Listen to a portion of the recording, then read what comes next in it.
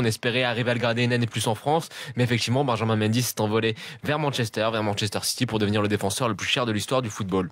Donc Mendy, en fait, au début, quand on l'a vu notamment arriver à Marseille, qu'est-ce que c'était? C'était un potentiel qui était évident, mais qui était super énervant. Une vitesse, une fougue, une insouciance et une qualité de centre qui était gâchée par une irrégularité chronique, des sautes de concentration à outrance et des pétages de plomb tactique assez réguliers. Un joueur donc très frustrant dont on sentait tout le potentiel mais qui à chaque fois faisait que il y avait quelque chose qui n'allait pas.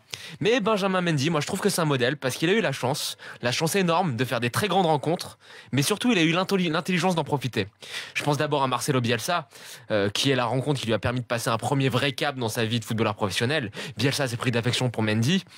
Et contrairement à sa réputation, Bielsa n'est pas le psycho-rigide totalement fou qu'on nous décrit, mais bien un vrai pédagogue. Je vous rappellerai juste l'anecdote que Benjamin Mendy raconte assez souvent. Au début, quand Benjamin Mendy était convoqué aux séances vidéo par Marcelo Bielsa, Bielsa lui disait « Écoute, si ça t'intéresse pas, tu dors ». Mendy au début il dormait et puis un jour Mendy dit bah écoute un jour j'ai commencé à m'y intéresser, ça m'a passionné, j'ai commencé à échanger avec Bielsa et ça m'a fait passer un cap. Et j'ai demandé à Bielsa pourquoi il ne m'avait pas forcé dès le début à faire ces séances de vidéo et bien Bielsa lui répond bah si je t'avais forcé tu t'y serais pas intéressé.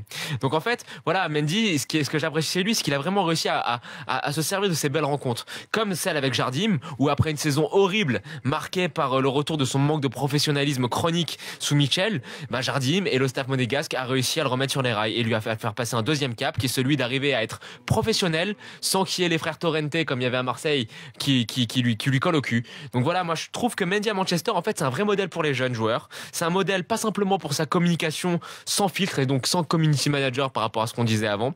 Il est rafraîchissant, spontané, mais je pense surtout que c'est un modèle d'imperfection qui a su vraiment devenir un super joueur en tirant le maximum des rencontres qu'il a fait jusqu'à présent et en ayant eu l'intelligence de à chaque fois se remettre en question pour progresser.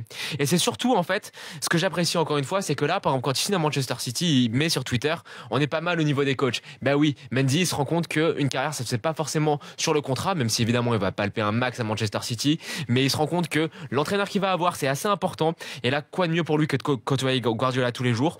Et pour conclure, parce que oui, si Benjamin Mendy continue de la sorte, et parce que nous, on est français, on est quand même supporters des Bleus, et on va pas être ingrat, et ben je pense qu'un jour, Bielsa, la prochaine pépite qu'il aura, il lui dira peut-être Habla con Mendy. Et nous, en tant que supporters des Bleus, juste parce que Benjamin Mendy a atteint le niveau international, je pense qu'on peut tous dire à Marcelo Bielsa, gracias Bielsa.